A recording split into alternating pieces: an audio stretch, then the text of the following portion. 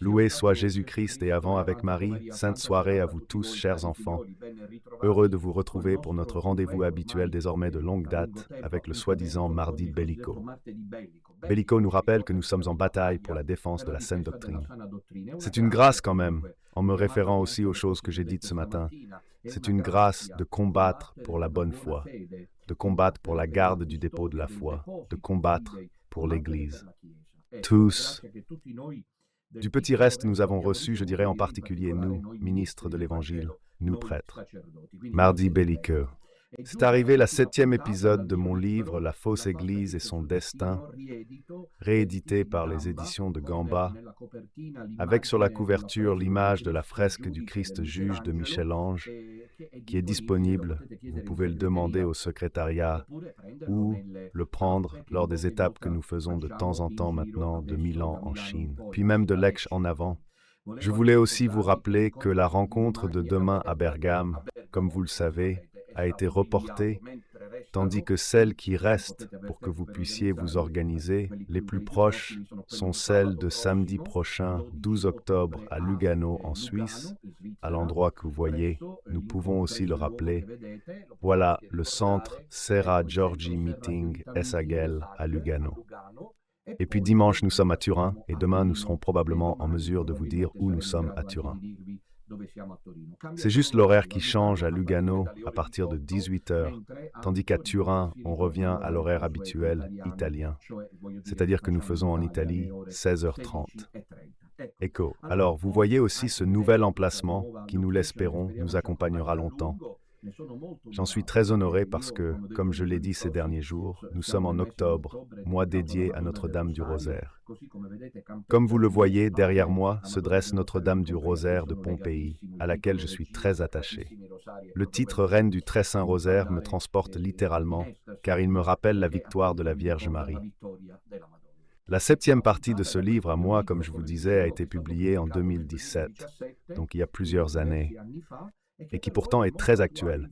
En effet, comme vous avez pu le voir, ceux qui l'ont déjà pris, je n'ai rien ajouté et je n'ai rien enlevé, sauf ajouter seulement la préface, une autre préface au livre pour la mettre à jour. Peut-être que dans les prochains épisodes, nous l'approfondirons, l'introduction, parce que c'est important.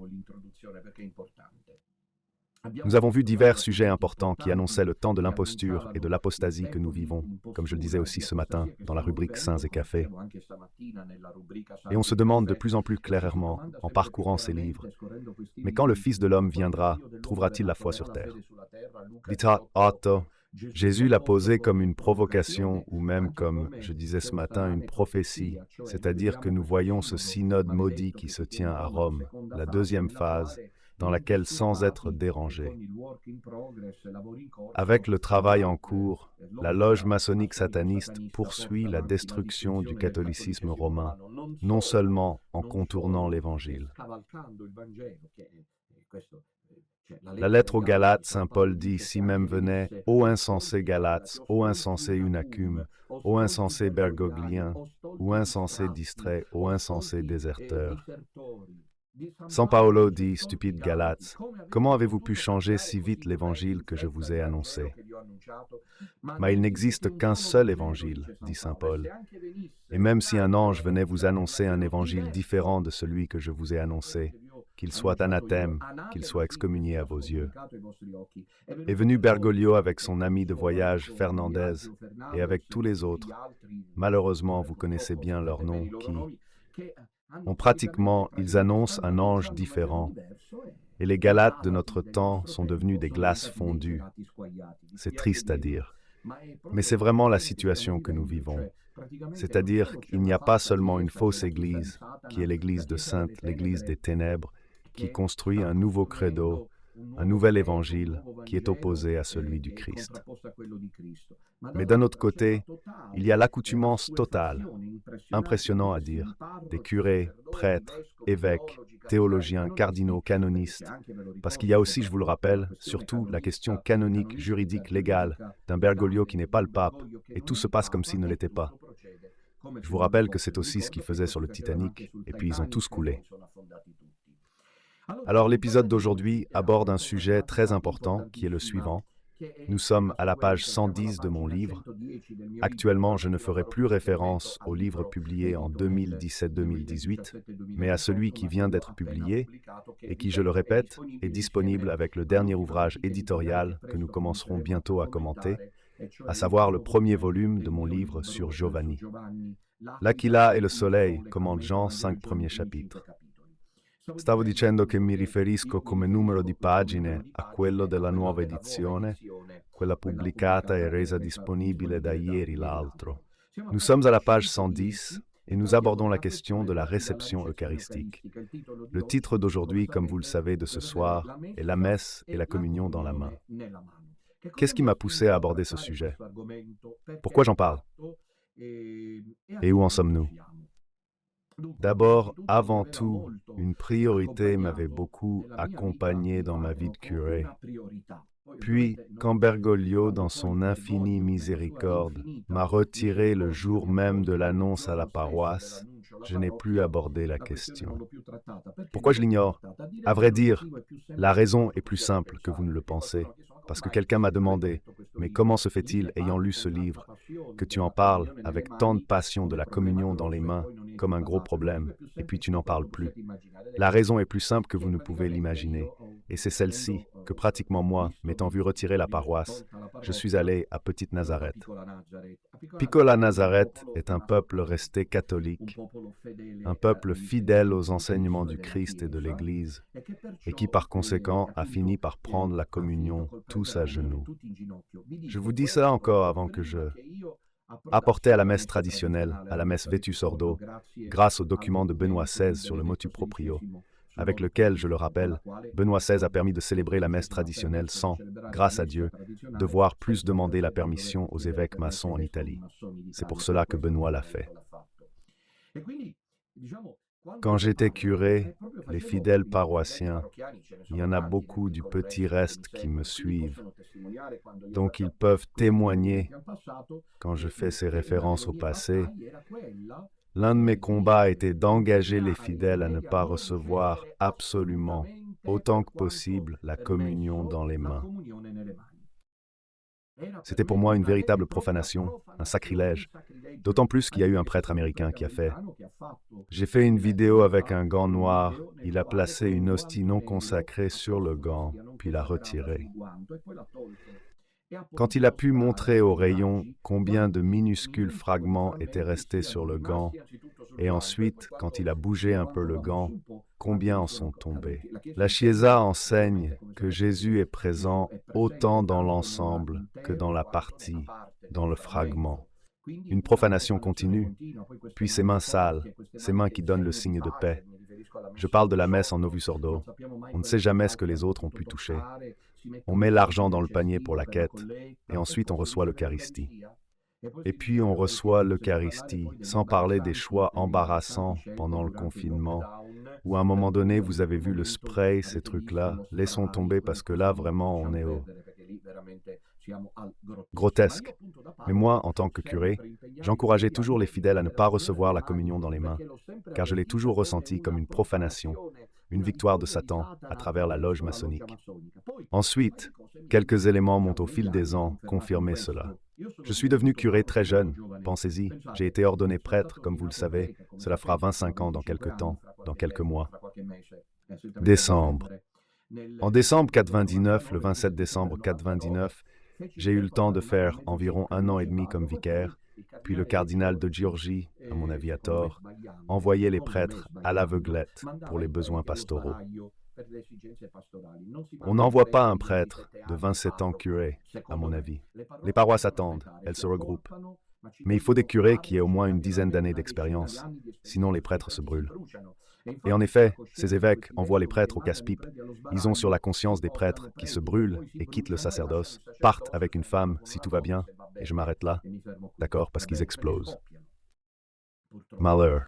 En revanche, ça devrait être, excusez cette parenthèse, mais moi maintenant j'ai 51 ans, je suis pasteur, je comprends de mieux en mieux les choses, même si je suis tenu comme une peste en marge de tout. Je m'en fiche, je continue. J'ai rempli avec mes confrères le salon de Milan dimanche dernier dans le silence totalement embarrassé des médias.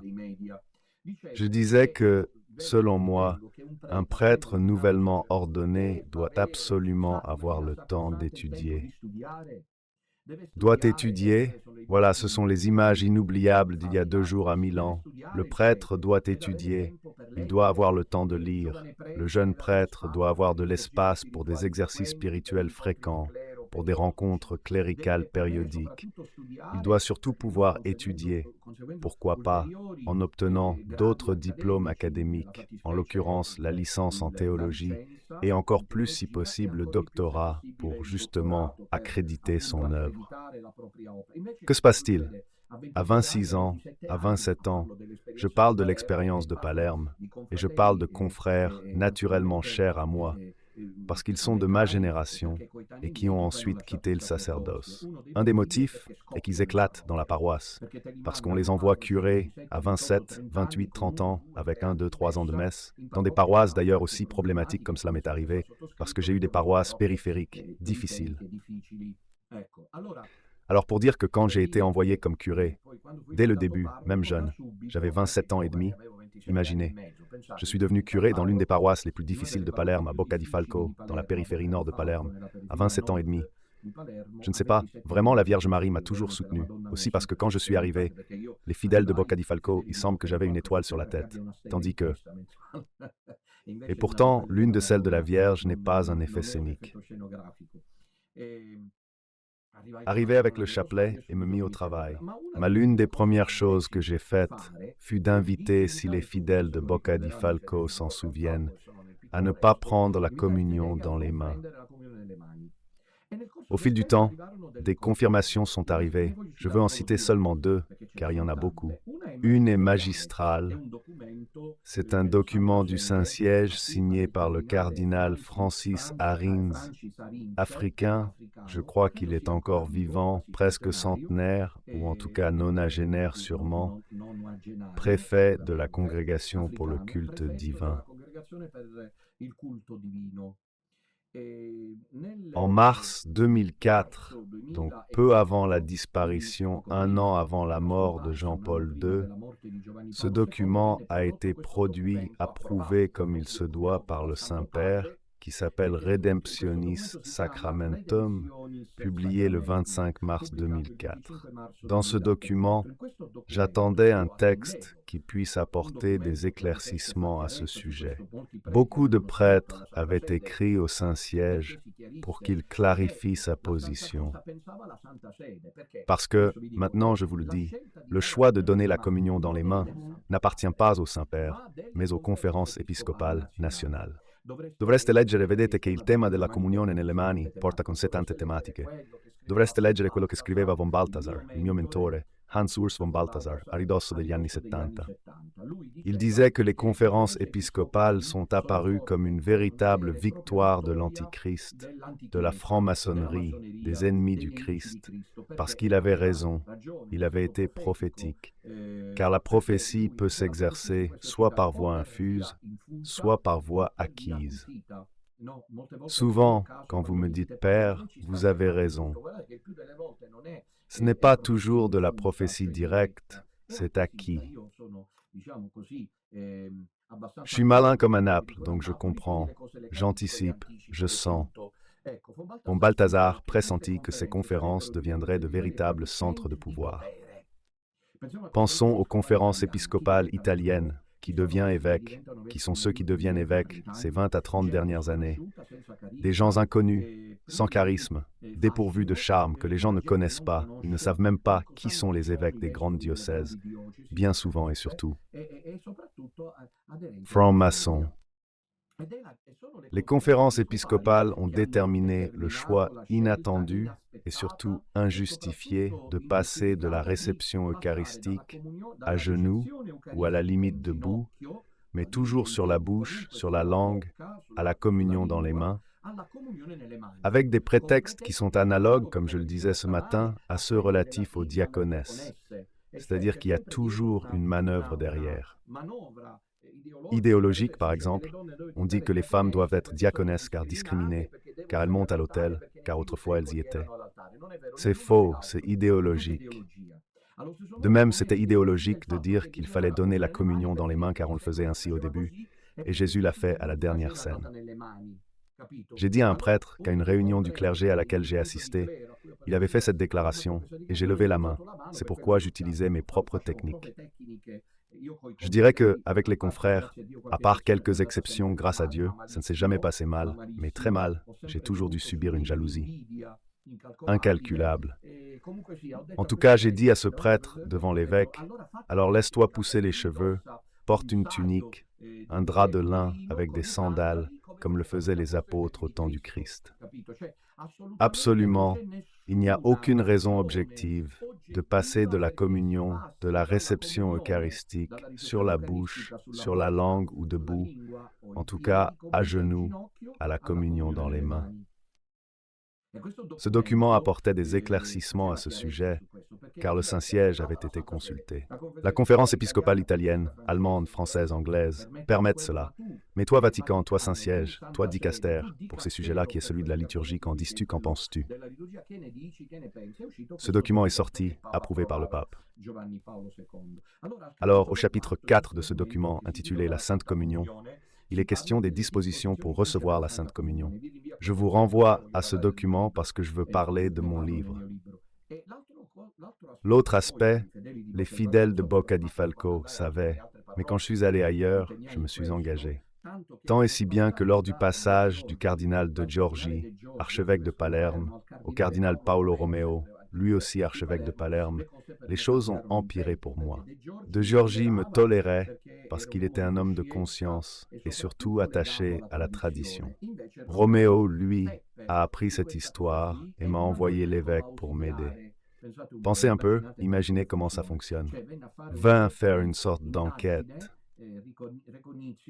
Le vicaire, parce que je ne donnais pas la communion dans les mains, et des progressistes, ces bergogliens avant l'heure, se plaignaient à l'évêque. Et moi, à chaque fois, j'ai invoqué ce document du Saint-Siège. Ne vous préoccupez pas des débats avec l'évêque, parce qu'il me disait, « Mais nous, évêque italien, je suis l'évêque de ton diocèse, tu dois obéir. » Et io disais, Eminence, Excellence. Je parle de l'évêque auxiliaire. Regardez qu'il y a un document du Saint-Siège qui est un organe supérieur aux conférences épiscopales. Donc vous ne pouvez pas m'imposer cela, et je ne suis pas du tout désobéissant, parce qu'un document du Saint-Siège, comme celui du Redemptionis Sacramentum, publié le 25 mars 2004, autorise à donner la communion dans la bouche et à genoux. Voilà. Dans la bouche et à genoux. Dans un moment, nous le verrons, parce que le document dit précisément comment l'Eucharistie doit être reçue. Et cela dépasse les conférences épiscopales. C'était un coup. Et cela montrait malheureusement, chers enfants, vous devez savoir qu'il y a des sujets qui sont restés cachés. Moi, dans mes livres, j'en parle. C'était peut-être ma vocation que Dieu m'a confiée, celle de vous parler des choses qui pendant des années sont restées vivantes, vraies. Mais nascoste karstique, pratiquement, c'était un coup inattendu qui montrait la tension qui existait entre le Saint-Siège et les conférences épiscopales, du moins à l'époque de Wojtyła et Ratzinger, c'est-à-dire avec Jean-Paul II et Benoît XVI. Les conférences épiscopales, y compris celles italiennes, ont suivi leur propre chemin en se moquant du pontife romain et du Saint-Siège. Ici, le Saint-Siège est intervenu à l'époque où la bataille pour donner la communion dans les mains était fervente, de telle sorte que les sectes sataniques n'ont pas cessé de se réjouir. Le document, en revanche, dit, au numéro 90, que les fidèles communient à genoux ou debout, comme établi par la conférence des évêques et confirmé par le siège apostolique. Quand ils se communient debout, il est recommandé qu'avant de recevoir le sacrement, ils fassent la révérence appropriée, comme établie par les mêmes normes, c'est-à-dire qu'ils inclinent la tête devant le très saint. Quindi la Santa Sede ribadiva, di fronte alla ingerenza delle conferenze episcopali che volevano in quanto logge massoniche, le conferenze episcopali sono logge massoniche, la comunione nelle mani. La Santa Sede diceva che l'unico modo di ricevere l'Eucaristia è in ginocchio e sulla lingua. Numéro 91. Dans la distribution de la Sainte Communion, il faut se rappeler que les ministres sacrés ne peuvent pas refuser les sacrements à ceux qui les demandent de manière appropriée, sont disposés de manière adéquate et n'ont pas de prohibition légale de les recevoir. Nous, on sait, pas eu le temps en voyage, désolé. Quelle, malheureusement, image sur les réseaux sociaux y a-t-il de cardinaux et évêques dispersés dans le monde, de l'Amérique latine à l'Europe, qui, lorsqu'ils se présentaient, fidèles encore aujourd'hui, veulent que les prêtres, ces évêques et ces cardinaux commettent un véritable grave acte d'abus, pour lequel ils devraient, si la situation était normale, mais nous sommes désormais dans le grotesque, être accusés auprès du Saint-Siège. Le cardinal chilien, je ne me souviens pas de son nom, peut-être à Santiago du Chili pendant la saison de Benoît XVI, a refusé la communion à un fidèle qui la voulait à genoux. Eh bien, une véritable campagne fut menée pour l'accuser, comme il était de rigueur de la part du Saint-Siège, d'abus. Il ne peut pas refuser la communion à ceux qui la demandent, car le Saint-Siège dit qu'on ne peut pas la refuser à genoux. Je répète, ces campagnes qui m'ont enflammé jadis, je n'ai plus de raison de le faire. Comme je l'ai dit à Petite Nazareth, puis en tournée avec la nouvelle mission du Petit Reste, personne n'ose demander la communion avec ses mains tendues, défi envers Dieu, à la présence du Seigneur. Je n'en ai plus parlé, car grâce à Dieu, ce n'était plus notre souci, même avec la redécouverte de la messe traditionnelle, où c'est impensable, et vous devez nous en louer. Louer la messe tradie, où la communion en main est impensable. Mais le Saint-Siège est intervenu en 2004, expliquant la situation. Régie?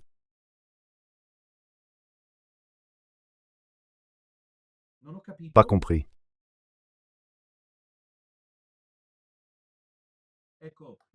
Écho, je remercie la régie qui me dit le nom de l'évêque Célestin. Je remercie la régie. C'est une aide précieuse, car souvent, je le répète, en voyageant, je n'ai pas le temps. Mais c'est une confirmation, comme vous voyez, que je n'invente rien. La régie me faisait remarquer le nom de l'évêque chilien Célestin. Il s'appelle comme notre frère Célestin.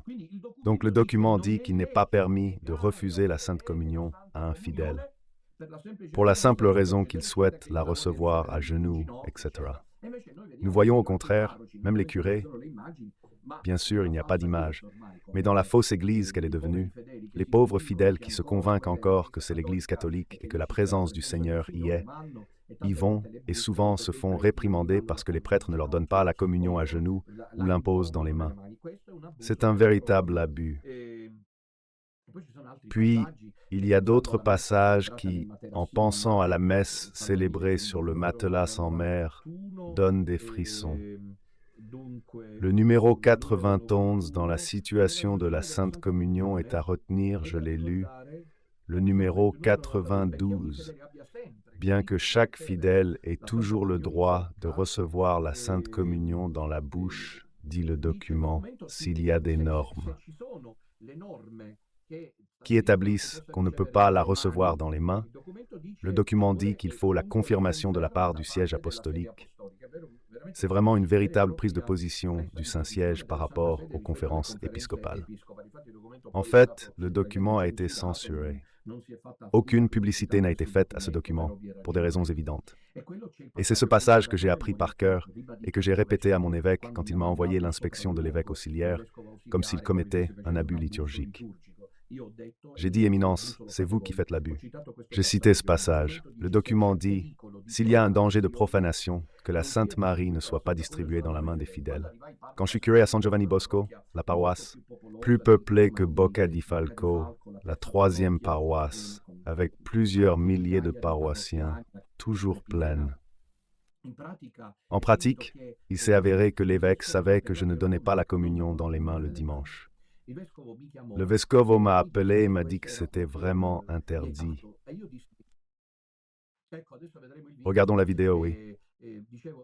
Je disais, j'ai dit à l'archevêque que c'était lui qui abusait en m'appelant pour me réprimander. Et je citais de mémoire ce passage. Pourquoi dis-tu pas la communion en main?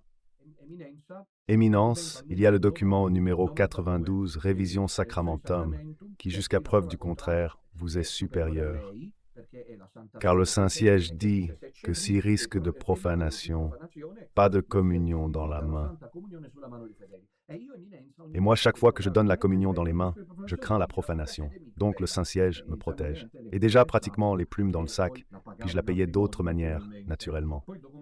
Le document 93 dit qu'il faut garder la patène pour la communion, afin d'éviter que l'hostie sacrée ou un fragment tombe. Maintenant, la régie montre l'image dont je parlais.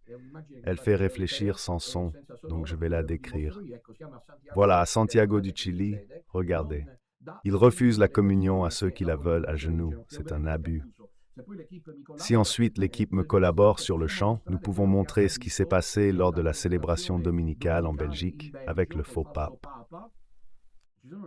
Les images sont là. Le profil Facebook de Silaire non possume, qui a louablement mis en avant les images de ministres extraordinaires. Pourquoi les prêtres ne peuvent-ils pas le faire? Mais pourquoi les prêtres ne donnent-ils pas la communion? Et pourquoi ce sont les ministres extraordinaires qui doivent la donner en cette occasion? On voit les fidèles la donner comme si c'était des bonbons, des chocolats. Dans un instant, nous le verrons, alors que le Saint-Siège invite à utiliser le plateau, parce que des fragments peuvent toujours tomber, même lorsque nous célébrons lors de ces rassemblements. Un des moments auxquels je tiens beaucoup, mes collaborateurs le savent, c'est celui de faire très attention à la profanation eucharistique. Je veux dire qu'une hostie peut tomber par terre sans faute ni responsabilité. Alors tu la prends, tu la ramasses. Je veux dire, cela peut malheureusement arriver. Ça m'est arrivé plusieurs fois, mais pas la communion donnée comme si c'était des chocolats et des bonbons. Le moment de grâce, le moment de foi, qui ne peut certainement pas être contourné. Et puis le document dit encore d'autres choses que, naturellement, je vous épargne maintenant. Ceci a été l'une des raisons fondamentales pour lesquelles, ensuite, quand j'ai écrit ce livre en 2017, comme peuvent s'en souvenir ceux de la première heure, à cheval entre la rémoval de curé et la naissance du petit reste. Donc j'avais encore à cœur cette thématique de la communion sur la langue et à genoux. Et donc dans ce livre, je me suis occupé du sujet.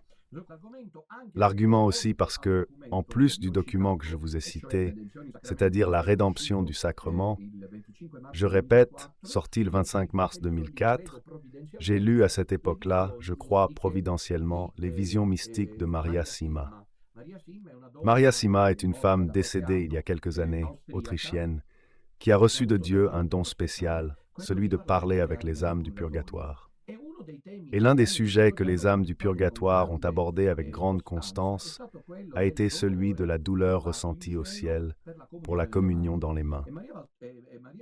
Et Maria Sima a ajouté des choses intéressantes, c'est-à-dire, c'est ça qui m'a marqué, que les évêques et les cardinaux et les prêtres, surtout les évêques et les cardinaux, qui ont approuvé la communion dans la main et qui peut-être sauveront leur âme, c'est-à-dire ne finiront pas en enfer, n'iront pas au paradis et resteront au purgatoire tant que l'Église n'interviendra pas pour abolir cet abus véritablement d'origine maçonnique sataniste de la communion dans la main. C'est donc le nœud, à mon avis, de la réforme liturgique conciliaire. Maintenant, je lis dans mon livre, et puis quand les images de la procession eucharistique sont prêtes, vous pouvez les diffuser sans que je doive interrompre. C'est le nœud non résolu, j'écris, à mon avis, de la réforme liturgique conciliaire, d'autant plus décisif que l'establishment semble vouloir s'en désintéresser. Semblerait que l'affaire, imagines-tu si pour l'Église bergoglienne, c'est un souci, pas du tout. Non est certain, écrivais-je en 2017, que cela soit au sommet des préoccupations de la fausse Église et là où l'on en discute, la réaction est toujours la même, celle de qualifier de cercle réactionnaire traditionnaliste ces réalités catholiques, peu nombreuses mais précieuses, qui soulèvent la question, la considérant tout au plus comme un discours, la question. Un sujet anacronique e anticonciliaire.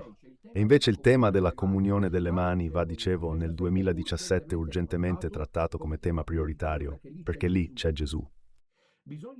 Souvenez-vous, chers enfants, c'est crucial, pas besoin d'appel, car vous tous, du petit reste, grâce à Dieu, ne recevez pas la communion des mains. Gardez ça en tête, je vous en prie. Il faut se rappeler que dans les documents du Concile, même en présence d'affirmations avancées concernant les nouveautés les plus significatives proposées dans la liturgie, il n'est jamais question de la communion dans les mains.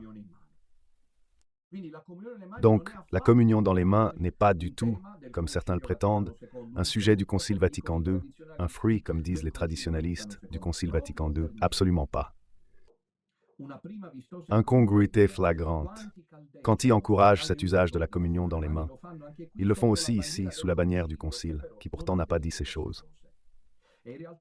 En réalité, il semble presque que ceux qui souffrent de ce délit liturgique, c'est ainsi que je l'appelle, celui de la communion dans les mains, pour moi est un délit liturgique, soit comme de petits nains face à un Gulliver progressiste et maçonnique, qui, en l'absence de citation directe du Concile, car grâce à Dieu il n'y en a pas, en fait provenir l'usage comme un retour aux origines de la liturgie chrétienne. Il y a ce besoin de revenir à l'Église des origines, car le Concile Vatican est une nouvelle Pentecôte. Ce sont les images, comme je vous disais. Regardez bien, c'est encore le diacre, mais il y a les laïcs, voyez, qui ensuite, images plus fortes, vous devez les prendre. Non, pas ces images, ils vont les montrer. La communion dans la main révèle la schizophrénie, puisqu'il fait passer pour un sujet conciliaire ce que le Concile n'a pas pris la peine de traiter. Mes chers, notre position est de plus en plus claire grâce à Bergoglio, Vigano, les traditionalistes, sédévacantistes, etc. Nous sommes revenus à la messe traditionnelle, non pas par un élan nostalgique qui d'un coup abolit le Concile Vatican II et considère Jean-Paul II et Benoît XVI comme des novateurs, comme le fait Vigano. Jamais et puis jamais, Don Minutella ne fera cela. Puis si vous n'êtes pas convaincu, partez. Nous sommes avec l'Église catholique de toujours, pour laquelle le Concile, comme l'a rappelé Benoît XVI, s'inscrit dans le contexte d'une herméneutique de la continuité. Et donc il nous incombe justement de le protéger, même s'il n'a pas été dogmatique, comme le dit von Balthasar. Il n'y a pas eu une véritable profession de foi. Donc il serait souhaitable plus que jamais, urgent, quand les choses éventuellement se stabilisent, qu'on espère justement un concile. Un concile œcuménique dans lequel on renouvelle d'urgence la profession de foi pour les temps actuels.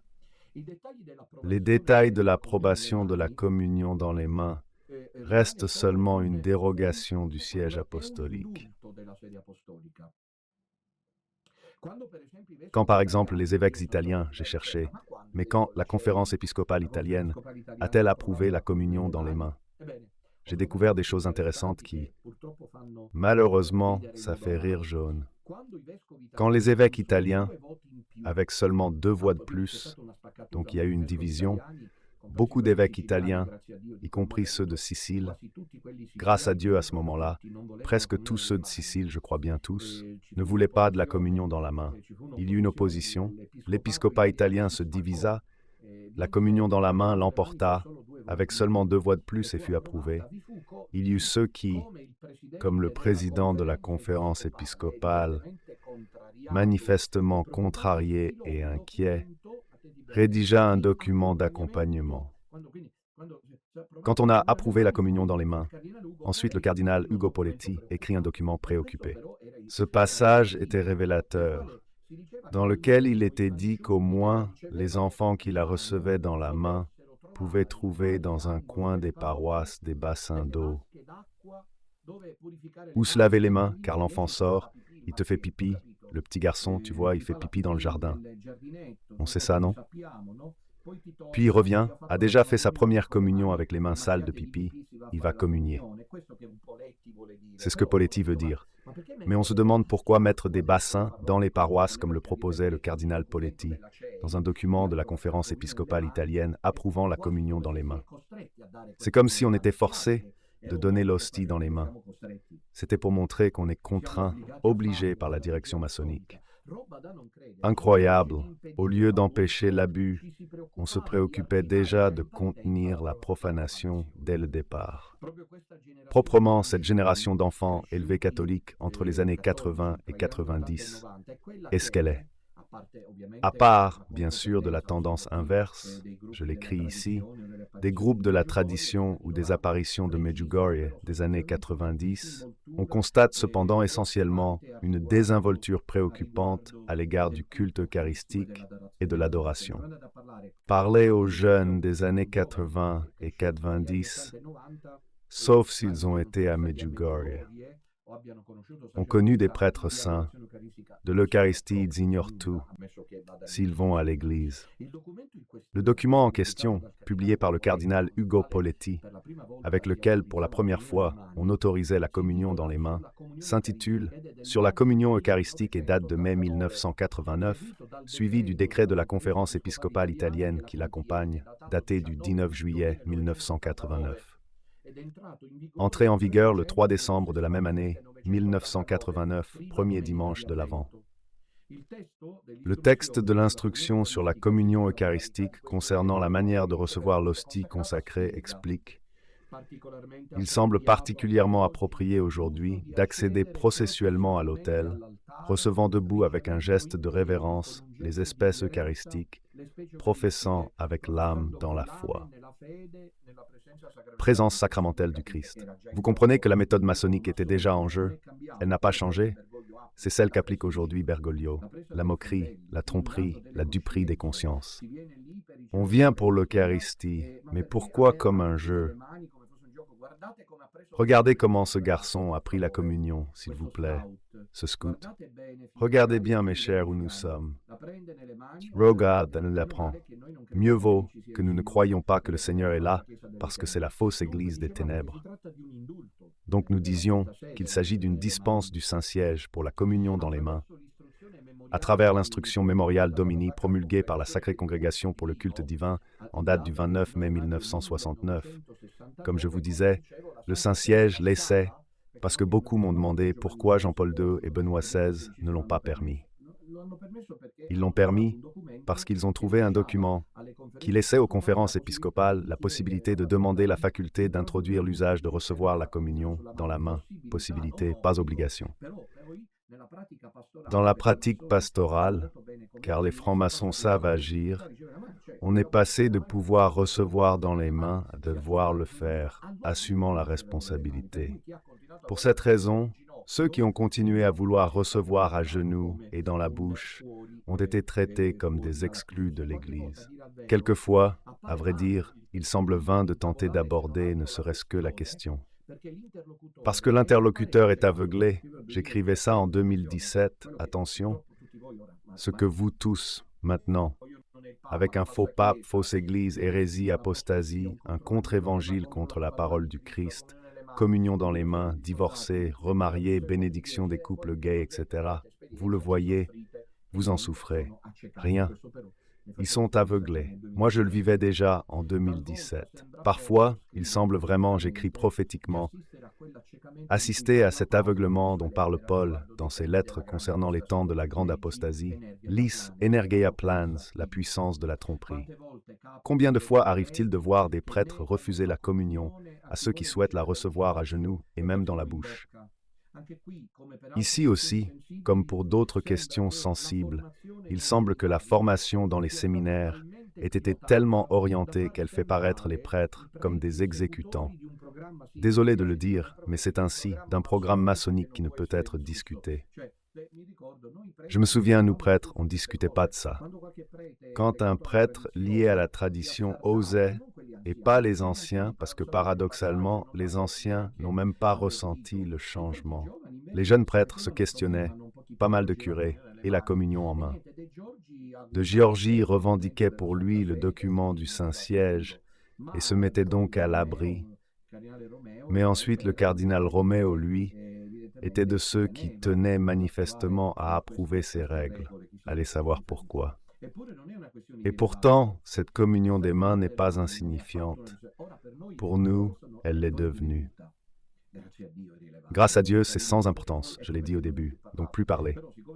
Cependant, travaillant sur mon livre, La fausse Église et son destin, publié en 2017, vous voyez qu'alors c'était une bataille. Aujourd'hui, ce n'est plus le cas car vous la recevez tous en bouche et à genoux. Donc si vous vous présentez là-bas, vous ignorez où vont vos mains. Pourquoi s'inquiéter de la communion dans la main? C'est clair, c'est la profanation, comme celle que nous voyons dans ces images. Mais pourquoi la profanation? Parce qu'il y a la présence réelle de Jésus. Regardez ce que j'écris ici prophétiquement, je m'étonne. Peut-être que j'écris à la page 112 du livre réédité, L'ostracisme du gouvernement actuel. Traiter la question des abus et des graves délits commis envers l'Eucharistie est un symptôme de la perte de foi dans la présence réelle qui devient un pain symbolique. Je me souviens très bien, peut-être pas vous, mais moi oui, je vais vous le rappeler maintenant. Cette période où Bergoglio est allé, c'était les premières années, je crois bien en 2017, mais je pourrais me tromper, mais je me souviens du détail, il est allé en Suisse. Tandis qu'il rentrait en avion, on lui a posé la question sur ce qu'on peut faire pour parvenir à la messe entre catholiques et luthériens. Vous savez que c'est impossible, à moins que les luthériens ne se convertissent, car il faut parler de conversion, et ce n'est pas une plaisanterie, avec tout le respect pour le dialogue œcuménique. C'est pourquoi personne, je crois même Jean-Paul II, ne peut transiger à cause de l'œcuménisme. C'est-à-dire que tu peux célébrer la messe pour un luthérien, et ensuite lui donner la communion s'il se convertit à la présence réelle, parce que comme vous le savez, Luther n'y croyait pas. Dans la présence réelle, les luthériens n'y croient pas. Les luthériens croient en la présence symbolique. Mais il y a un abîme entre la présence réelle, c'est-à-dire que dans cette hostie il y a Jésus, et la présence métaphorique, dans cette hostie est symbolisé Jésus. Luther, à vrai dire, parlait de consubstantiation, c'est-à-dire du fait que dans l'hostie reste le panès rend présent le Christ, mais ici aussi c'est une manière confuse d'argumenter parce que l'Église parle de transsubstantiation, c'est-à-dire que l'hostie est transforme changement de substance. Et donc s'il y a la présence réelle, voilà, il y a la présence réelle d'accord. Alors les luthériens peuvent assister à la messe catholique, éventuellement même approcher de l'Eucharistie, seulement s'ils se convertissent à ce dogme incontournable du catholicisme romain, c'est-à-dire que dans l'hostie est présent Jésus vivant et vrai. Bergoglio, interrogé sur cet aspect ici, sans aucun problème, puis la question a été classée grâce à Dieu, à parler d'intercommunion, qui est un véritable non seulement abusif, sacrilège, profanateur, mais c'est un véritable acte sacrilège. Pour Bergoglio, il a dit un couple de fois, il n'y aurait pas de problème si on décidait de... Il faut comprendre si Bergoglio est suivi par tout le monde au Vatican, alors Rome est devenu le siège de l'Antéchrist, ou bien on le laisse jouer et ensuite on le bloque à travers les canaux décisifs. Je ne le sais pas parce que je ne suis pas digne, monsieur. Que médisant un mot, mais Bergoglio a dit un couple de fois qu'il n'y aurait pas de problème à célébrer la messe avec le pasteur luthérien, à donner la communion catholique. Donc la présence est réelle à ceux qui n'y croient pas d'ailleurs. Bergoglio est celui au cas où vous l'auriez oublié. J'en ai parlé plusieurs fois. Je le cite dans mes livres que lors d'une célébration faite par l'évêque de Buenos Aires, justement à Buenos Aires, il est allé dans un hôpital, t'a ensuite distribué la communion. C'est progressiste, c'est franc-maçon. Vous devez savoir qu'il donne la communion à n'importe qui. Proprement dimanche, en arrivant à Milan, une dame m'a dit qu'elle avait besoin de se confier. Je la salue, elle était sûrement de Milan, de la banlieue. Elle m'a raconté qu'elle était allée à une messe où le curé a dit aux fidèles « Venez tous communier, même les divorcés, car le pape François a ouvert les portes. » Car vous saisissez les slogans, mais je ne dis pas que je doute de la présence réelle, sinon ils devront réparer jour et nuit, chers enfants. Rentrant à Bergoglio, il est allé à l'hôpital pour donner la communion aux fidèles, y compris une femme juive à la messe. Ne comprenant rien, elle a pris l'hostie des mains de Bergoglio, comme le font les prêtres progressistes, et l'a mangée. Après la messe, elle s'est approchée, raconte Bergoglio. C'est lui qui le raconte. Attention, c'est lui qui le dit. Je n'invente rien. Cette femme s'est approchée pour le remercier et dire « Je suis juive. Qu'est-ce que vous m'avez donné ?» Et Bergoglio lui a dit « Je lui ai donné le pain eucharistique. » Ah, il dit « Mais moi je ne crois pas en ça, dans la prévention réelle. » Lui en riant a dit « Oui, mais vous êtes de la même lignée, parce que Jésus était juif, elle aussi juive. Donc tout compte fait. » Il a donc fait un acte pour lequel il est déjà excommunié, parce que dans ce cas, quand on le fait, évidemment, comme il l'a fait, j'espère par inadvertance, mais s'il y a récidive, c'est-à-dire si tu ne demandes pas pardon en le sachant, tu es excommunié latae sententiae. Ce sont des sujets importants, chers enfants, mais c'est l'époque de la grossièreté totale.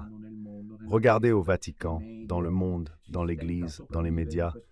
On peine à survivre dans ce monde grossier. Et comme disait Max Schneider, époque de la banalité, précisément de la banalisation érigée en critères informatifs, en critères disciplinaires, en critères normatifs. Le banal devient le réel incroyable. À l'époque où nous vivons, un Bergoglio qui donc, si ce qu'il a raconté était vrai, mais nous n'avons aucune raison de douter dans ce cas. Parce que de Bergoglio à voilà, voyez, je remercie la régie, le pape communique à une femme juive aussi ce que je t'ai donné à juif. Alors il ne regrette pas cette erreur, même par inadvertance, car Bergoglio, sachez que vous pouvez le croire quand il parle contre le Christ et l'Église. Là, il est sincère. Pour le reste, ne vous fiez pas. Donc lui, l'Église enseigne les canons. Les canons du concept canonique prévoient que dans ce cas, en cas de profanation de ce type, il y a abus et sacrilège, l'Église prononce l'excommunication latae sententiae. Quindi Bergoglio serait excommunié parce qu'il ne s'est pas repenti de ce qu'il a fait, au contraire, il en a même ri. Ce n'est donc pas un héritage des traditionalistes, c'est l'affaire centrale de toute l'Église. Avant même de se préoccuper de l'environnement 2017, de l'écologie ou de la question migratoire, et qui aurait pu imaginer qu'il pourrait ensuite s'occuper aussi de ces choses dont nous entendons parler aujourd'hui, devrait garder et protéger le Seigneur eucharistique avec cet amour et cette fidélité que Saint Joseph avait en protégeant l'enfant Jésus. Chaque prêtre, vraiment, quand il distribue la communion, nous lors de nos rassemblements, dans nos célébrations, comme sodalité sacerdotale nous le faisons, nous, chers enfants, faisons très attention à donner la communion de la bonne manière. Dans l'Eucharistie, en effet, par amour des âmes, Jésus se rend vulnérable, comme lorsqu'il était un petit enfant atteint par la haine meurtrière d'Hérode. Imaginons Saint Joseph posant l'enfant Jésus dans la mangeoire, puis allant discuter sur la place de Bethléem, de troupeaux et de pâturages, d'invasion romaine et de taxes iniques, tandis que l'enfant laissé sans surveillance est livré aux mains ennemies. Ce point que je traite peut-être de manière trop dévote, regardez ce que j'écrivais en 2017. Eh bien, je n'aurais jamais imaginé, ce point que je traite de manière trop dévote, a été configuré par Monseigneur Schneider comme ius Christi, c'est-à-dire le droit du Christ. C'est très beau. C'est un droit du Christ d'être reçu dignement. Nous félicitons à ce sujet M. Athanasius Schneider. Encore récemment, en commentant cette intuition de Schneider, c'est-à-dire le droit que le Christ a d'être reçu de manière dévote, le cardinal Burke, qui aurait pu imaginer qu'il m'appellerait peu après pour me dire de me retirer dans un monastère pour mener une vie de pénitence, reconnaissant cette intuition, affirmait en se souvenant, et donc ces livres qui sont disponibles, je pense que vous devriez au moins avoir celui-ci, sont un document historique qui démontre que je ne suis pas du tout ce qu'ils me décrivent et me dépeignent. Comme vous voyez, j'étais dévoué à Burke, à Schneider, mais j'ai découvert qui ils sont et j'ai pris mes distances pour le troupeau, pour que les âmes ne soient pas trompées. Scrive però in quel momento lì Burke, ricordandoci l'umiltà totale dell'amore di Cristo che si dona a noi nella piccola ostia, fragile per natura. Monsignor Schneider richiama la nostra attenzione sul grave obbligo di proteggere e adorare nostro Signore. En effet, dans la Sainte Communion, lui, en raison de son amour incessant et incommensurable pour l'homme, se fait le plus petit, le plus faible, le plus délicat parmi nous. Les yeux de la foi reconnaissent la présence réelle dans les fragments, même les plus petits, de la Sainte Hostie, et nous conduisent ainsi à l'adoration. Je m'arrête ici pour aujourd'hui, car l'introduction a été longue, donc nous reprendrons la semaine prochaine si Dieu le veut, car il y a encore un vaste approfondissement. Dans mon livre, de cet abus et aussi de cet acte profanatoire qu'est la communion dans les mains, qui se perpétue depuis des années dans l'Église, maintenant celle-là fausse. Que dire pour conclure? D'abord, je dirais que tous ensemble, nous pouvons remercier la Vierge Marie qui nous a tirés, même avec douleur, de cette fausse Église des ténèbres, et nous a menés au petit reste. Le premier à être amené là-bas a été Don Minutella, puis petit à petit vous êtes tous venus, prêtres, religieuses, consacrés, familles, jeunes, personnes âgées, hommes, femmes, enfants. Et nous sommes le petit reste qui a pu découvrir l'importance du moment de la réception eucharistique, c'est-à-dire celui où nous recevons Jésus et en faisons l'expérience directe, et faisons l'expérience directe de son amour. C'est plus notre problème. Nous pensons que le Seigneur n'est pas là, car là agit le diable, c'est l'église de Satan. Comunque sia, se fosse présente, il faudrait, si vous y pensez, faire réparation continue pour l'abus continu qui est commun à ses mains. Troisièmement, je voudrais vous dire ce que je pense pour l'avenir. C'est que lors d'une possible rencontre entre Vetus et Novus Ordo, pour moi en ce qui me concerne, sinon je me retire, il sera incontournable de réintroduire comme la tradition à laquelle nous sommes reconnaissants, impose la réception eucharistique dans la langue et à genoux, car c'est le Seigneur qui vient à nous. Et dans les évangiles, tous ceux qui rencontrent Jésus se prosternent à genoux pour l'adorer. Merci de votre attention, demain pas. L'événement prévu à Bergame est reporté, tandis que ceux de Lugano samedi prochain à 18h et de Turin dimanche 13 octobre à 16h30 sont confirmés. Je vous bénis au nom du Père, du Fils et du Saint-Esprit. Amen, loué soit Jésus. Avanti Maria.